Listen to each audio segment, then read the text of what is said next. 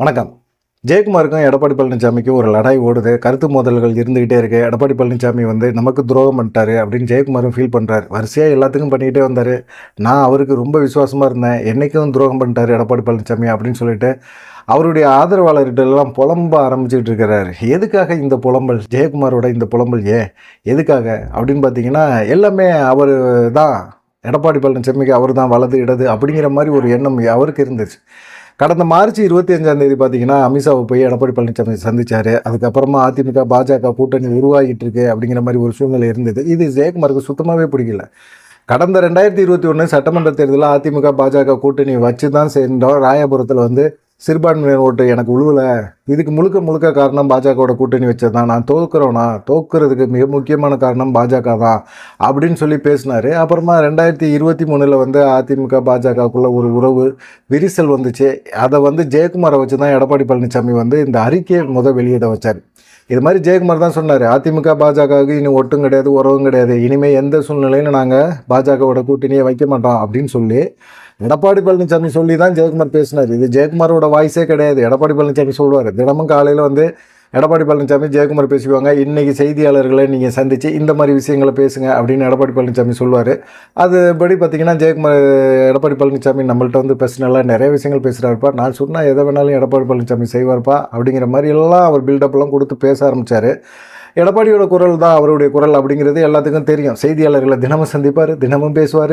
செய்தியாளர்கள்ட்ட கேட்குற கேள்விகளுக்கெல்லாம் அப்படியே எடப்பாடி பழனிசாமி கூட யோசிக்கும்போது இவர் கொஞ்சம் யோசிக்காமையே இவரே பேசுவார்.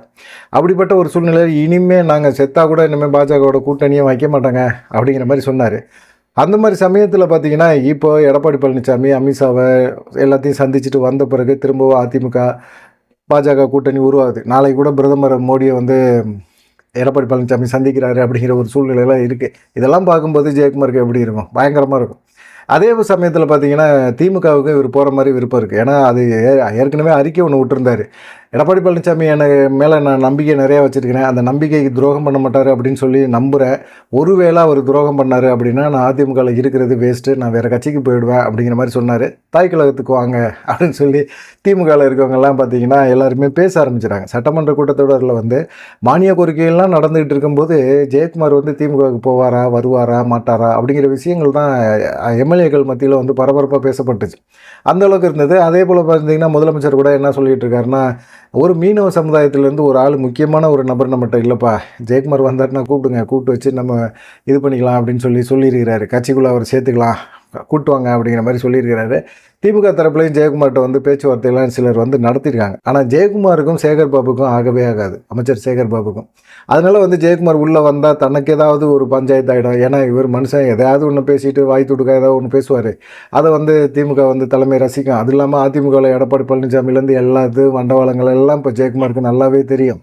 அதனால் ஜெயக்குமார் இதை தேர்தல் சமயத்தில் பேசினா இது திமுகவுக்கு ப்ளஸ் பாயிண்ட்டாக மாறும் அப்படிங்கிற ஒரு எண்ணத்தில் திமுகவுக்கு வாங்க அப்படின்னு சொல்லி முதலமைச்சர் சொன்னாலும் சேகர் பாபு அவரை சேர்க்க வேணாங்க அப்படிங்கிற மாதிரி இது பண்ணியிருக்காங்க. ஆனால் திமுக தரப்பில் பேச்சுவார்த்தை நடத்துனதில் ஜெயக்குமார் எந்த விதமான ஒரு உத்தரவாதமும் கொடுக்கல. எடப்பாடி பழனிசாமி மேலே ஜெயக்குமாருக்கு ரொம்ப வருத்தம் இருக்குது. என்ன காரணம்னா, பாஜகவோட நம்ம கூட்டணி இல்லை அப்படின்னு சொல்லி 2023 அறிவிப்பு வெளியிட வச்சது, ஜெயக்குமாரை வச்சு பேச வச்சது எல்லாமே எடப்பாடி பழனிசாமி. ஆனால் பாஜக அமித்ஷாவை போய் சந்திக்க போகிறோம் அப்படின்னு சொல்லிட்டு இவர் போகிறாரு. பின்னாடியே வேலுமணி, கேபி முனுசாமி இவங்கெல்லாம் போகிறாங்க. ஏற்கனவே அங்கே சிவி சண்முகம் இருக்கிறாரு, தம்பிதுரை இருக்கிறாரு, எல்லாமே சந்திக்கிறாங்க. நேராக போய் பார்க்குறாங்க. இது ஏன் ஜெயக்குமார்கிட்ட ஒரு ஆலோசனையே பண்ணாமல் இவர் போகிறாரு? இது மாதிரி பாஜகவில் மேலிடத்தோட அமித்ஷாவோட நான் பேச்சுவார்த்தை நடத்த போகிறேன் அப்படின்னு ஒரு ஆலோசனை பண்ணியிருக்கலாம். மனுஷனுக்கு ஒரு வருத்தம் இருக்கும்ல, நம்ம தான் கட்சியில் எல்லாமே, எடப்பாடி பழனிசாமிக்கு நம்ம தான் எல்லாமே அப்படின்னு நினைக்கிற ஜெயக்குமாருக்கு கண்டிப்பாக ஒரு சின்ன ஒரு வருத்தம் இருக்குமா இருக்காதா? அதனால தான் அவர் என்ன செய்கிறாரு, ஏன் ஒரு ஆலோசனை, சின்ன ஆலோசனை கூட பண்ணாமல் எடப்பாடி பழனிசாமி சைலண்ட்டாக போயிட்டாரு அப்படிங்கிற ஒரு கோவம் இருந்தது. சரி, அதை தாண்டி வந்தார்ல, அமித்ஷாவெல்லாம் சந்திச்சுட்டு வந்தார்ல, வந்த பிறகு அவர் என்ன செஞ்சுருக்கணும், ஒரு மாவட்ட செயலர் கூட்டம் போட்டுக்கணும். அந்த மாவட்ட செயலர் கூட்டத்தை போட்டுட்டு ஜெயக்குமாருக்கு இது மாதிரி பேசணும்ப்பா, உன்னை அர்ஜென்ட்டில் கூப்பிட முடியல, நீ வேறு பாஜக இதில் ரொம்ப கோவமாக இருக்கிற அப்படிங்கிற மாதிரி சொல்லியிருந்தாங்க. சொல்லி ஒரு சமாதானப்படுத்திக்கலாம். அதுவும் பண்ணலை. ஆனா பாஜக வந்து என்ன சொன்னாங்க அப்படின்னா, ஜெயக்குமாருக்குலாம் வந்து இந்த தடவ சட்டமன்ற தேர்தல்ல சீட்டு குடுக்கக்கூடாது. அவர் பாஜக கடுமையா விமர்சனம் பண்ணியிருக்கிறாரு. அவருக்கெல்லாம் நீங்க அதிமுக, பாஜக கூட்டணி வச்சோம்னா கூட ஜெயக்குமாருக்கு ராயபுரத்தில வந்து சீட்டு குடுக்கக்கூடாது அப்படின்னு சொல்லி எடப்பாடி பழனிசாமிட்ட சொல்லியிருக்கிறாங்க. கோரிக்கை வச்சிருக்கிறாங்க. அவரும் ஓகே சொல்லியிருக்கிறாரு. ஏன் அப்படின்னு கேட்டீங்கன்னா, அவர ராஜ்யசபா எம்பி ஆக்கிறோம். அவருக்கு அதிமுகல அதிருப்தியா இருந்தாலும் அவர் ராஜ்யசபா எம்பி ஆக்கிறோம். சி.வி. சண்முகத்த எப்படி ஆக்கணுமோ, அதேபோல நாங்க ஆக்கிர்றோம். ஒண்ணும் பிரச்சனை கிடையாது. அவருக்கு எம்எல்ஏ சீட்டு தானே, சட்டமன்றத்தில அவரு போட்டி போட வேணாம் அவ்வளோதானே. இந்த ஜூன், ஜூலைல அவர ராஜ்யசபா எம்பி ஆக்கி விட்டுறோம் அப்படிங்கிற மாரி எடப்பாடி பழனிசாமி அப்படியே சொல்லியிருக்கிறாரு.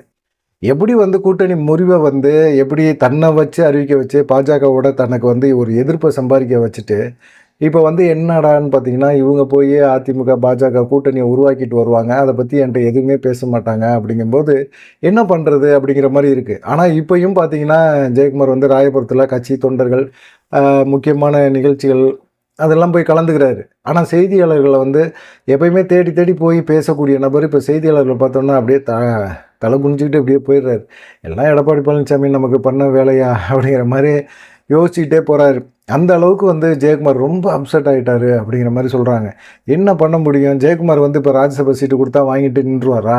அப்படிங்கிற மாரி ஒரு கேள்வியெல்லாம் இருக்கு.